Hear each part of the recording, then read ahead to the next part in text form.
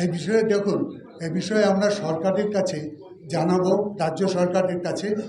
রাজ্য সরকারের দিক থেকে যদি কিছু আইনগতভাবে করার থাকে, তাতে রাজ্য সরকার যাতে সেটা করে। পাশাপাশি স্থানীয় যেখানকার যে এরিয়ার মানুষ মারা গেছে, সেখানে স্থানীয় যারা জনপ্রতিনিধি তাদের বলবো পরিবারগুলোকে দেখার জন্য।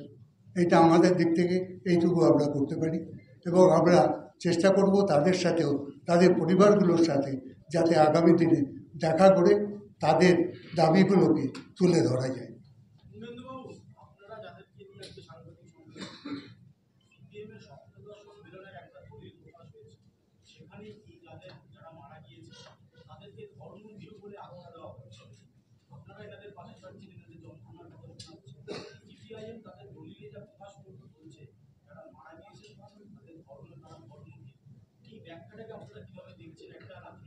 এটা দেখুন, এটা হচ্ছে একেবারেই পাগলের প্রলাপ।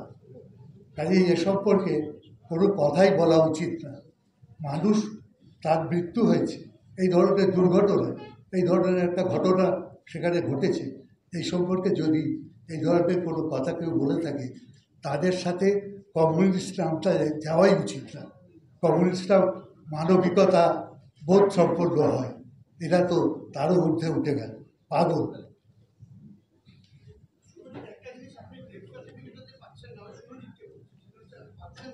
একটা কেস করেছিলেন আমার বাবা, করেছিলেন বা যদি করতেন তাহলে ফিলটা করতেন কি হতে পারে। একটা যার মা গেছে বা যার বাবা গেছে, সেই চোখের সামনে চলে গেছে। আমি তো মানে কাউকে পাঠাইনি, আমি মায়ের সাথে, আমি, দিদি, আমার মাসি, চারজনে গিয়েছিলাম।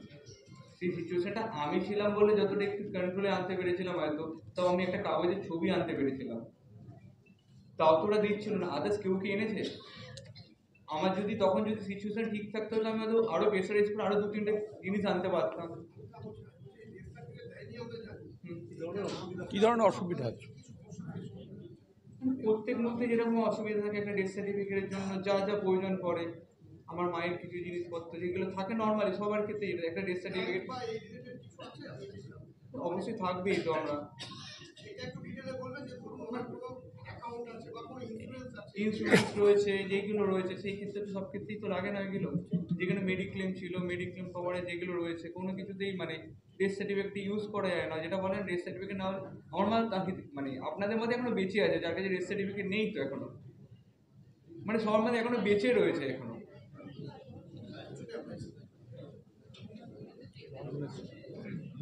খড়গপুর, পশ্চিম মেদিনীপুর জেলা।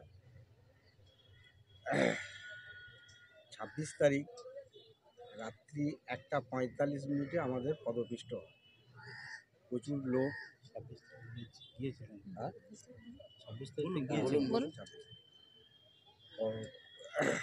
ওখানে স্নান করতে যাওয়ার 100 মিটার আগেই আমাদের পদপিষ্ট হয়, দিয়ে আমরা সবাইকে হারিয়ে।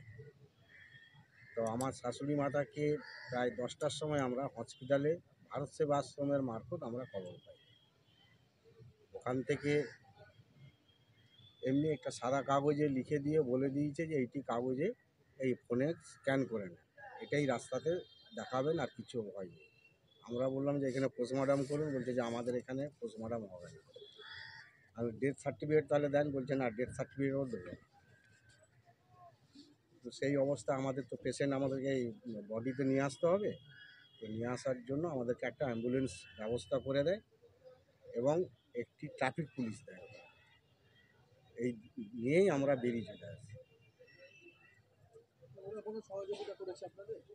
আপনাদের সহযোগিতা বলতে ওই শুধু অ্যাম্বুলেন্স যা দিয়েছে, আর কিছু সহযোগিতা। ডেথ সার্টিফিকেট যেখানে দেয়নি, ডেথ সার্টিফিকেট নেই, সেখানে আর কি সহযোগিতা পেতে পারে অসহায় পরিবার? এখানে আসার পর আমরা মেদিনীপুর হসপিটালে, ওখানে পোস্টমর্টম হলো। ওই পোস্টমর্টম হওয়ার পর এখন আমাদের তো সার্টিফিকেট দরকার, পোস্টমর্টম সার্টিফিকেট এবং ডেথ সার্টিফিকেট। হ্যাঁ, ওই এখানে এসে এই শ্রীকান্ত মাহাতো, সুজয় হাজরা, মানস ভূঁইয়া, ডক্টর মানস ভূঁইয়া, এরাই এসে আমাদের সব পোস্টমর্টমের ব্যবস্থা করে দেয় এবং ওখান থেকে বডি আবার পোস্টমর্টমের পর বাইরে বের করিয়ে আমার মানে শ্বশুরবাড়িতে নিয়ে যায়, যে ওখানেই আমাদের হিন্দু মতেই দাহ করা হয়। ওনারা সব সঙ্গে গিয়েছিলেন, গিয়ে বাড়ি পর্যন্ত পৌঁছে দিয়েছিলেন। হ্যাঁ, ওনারা সবাই সঙ্গে গিয়েছে। উত্তরপ্রদেশ সরকার থেকে বলা হচ্ছে যে 30 জন মতো মানুষ মারা গেছে, আপনি উপস্থিত ছিলেন এই জায়গায়, হ্যাঁ, আমি সংখ্যাটা কত হতে পারে অনুমানিক? সেটা বলতে পারবো না, ওটাই আমি যে এর বেশি? আর যেখান ধরুন থেকে বডিটা বের করেছে সেখানে কতজন ছিল বলুন? সেখানে আমাদের তো 18-র পর 19 নাম্বারে দিয়েছে, ওই 19 নাম্বারটি শুধু লিখে দিয়েছে। ওটা এমনি একটা সাদা কাগজে লিখে দিয়ে ওটা স্ক্যান বলছে, ওটা স্ক্যান করে ওটাই লিখে দেয়। ক্যাম্পে কাগজটাও দেয় কাগজটা দেয় না, না। কিন্তু মোবাইলে স্ক্যান করে নিয়েছে, সেই স্ক্যানের কাগজ আমাদের কাছে বের করে আনা আছে। এখন আপনারা কি চাইছেন? আমরা চাইছি ডেথ সার্টিফিকেট, আমরা চাইছি ডেথ সার্টিফিকেট Postmortem চাই, certificate। অবশ্যই পোস্টমর্টম সার্টিফিকেট চাই। এবং উত্তরপ্রদেশ সরকার যে ঘোষণা করেছে আমার মাকে তো আর ফিরিয়ে দিতে পারবে না। এখন যে কারণে হোক আমি তো আমার মাথার থেকে ছাদ এক প্রকার চলেই গেছে।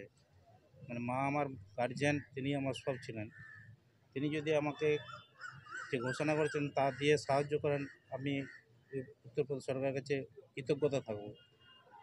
আর আমাদের রাজ্যের সরকার তো প্রশাসন দ্বারাই আমার মাকে আমার এখানে বাড়িতে পৌঁছে দিয়েছেন এবং তার পোস্টমর্টমও করেছেন এবং আমার বাড়িতেও পৌঁছে দিয়েছেন। তার দাহ কাজ সম্পূর্ণ পর্যন্ত প্রশাসনের লোক ছিলেন।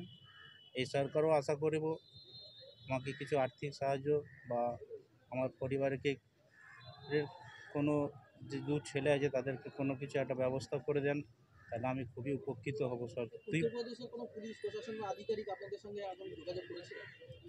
এখন কোনো আমার সঙ্গে যোগাযোগ করেনি, বা আমার আমার যে ভাগ্নি বা জামাইবু তাদের সঙ্গে যোগাযোগ করেছে কিনা সে বিষয়ে আমি সঠিক বলতে পারছি না। মায়ের ব্যাংক অ্যাকাউন্ট আছে, টাকা আছে। ডেথ সার্টিফিকেট না হলে তো আপনারা কোনো কাজ করতে পারবেন না, তুলতে পারবেন না। মায়ের কোনো ইন্স্যুরেন্স নেই। মায়ের জোরে বলুন। আমার বাড়ি শালবনী ব্লকের গদাবিশালের মধ্যে বুড়াইপাটনা গ্রামে। আমার মা প্রয়াগে গেছিলেন আমার দিদি জামাইবুদের সঙ্গে, ওখানে উনি পদপিষ্ট হয়ে পরলোক গমন করেন।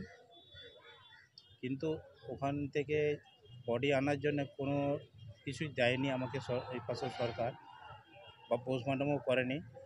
আমি এই পাশে আমার সরকার আমাদের পোস্টমর্টম করেছেন, আমি এখনও ডেথ সার্টিফিকেট পাইনি।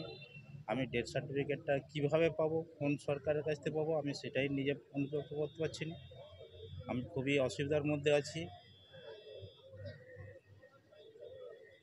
আর ডেথ সার্টিফিকেট আমার খুবই প্রয়োজন। আমি কোন সরকারের কাছ থেকে কীভাবে পাবো সেটা আমি ঠিক বুঝে উঠতে পারছি না। সাংবাদিক বন্ধুরা, আপনারা জানেন ওনার প্রিয়জন মা পদপৃষ্ট হয়ে মারা গেছেন কুম্ভের অব্যবস্থার মধ্যে, এটা আপনারা শুনলেন। উনি ডেথ সার্টিফিকেটটা কোথা থেকে পাবেন উনি জানেন না, উনি অসহায়। আপনাদের মাধ্যমে উনি এটাই বলতে চান, উত্তরপ্রদেশ সরকার তার ডেথ সার্টিফিকেট দেয়নি, কিভাবে তিনি পাবেন এটা ওনার প্রশ্ন। এবার যদি আপনাদের কোনো প্রশ্ন থাকে আপনারা সেগুলো জানান। কিভাবে ঘটনাটা ঘটেছিল একটু যদি বিস্তারিত বলেন। এটা তো আমি যাইনি, আমার দিদি জামাইবুদের সঙ্গে এলেন, আমার জামাইবাবু আছেন, উনি এই সমস্ত ব্যাপারটা বলতে পারবেন কীভাবে।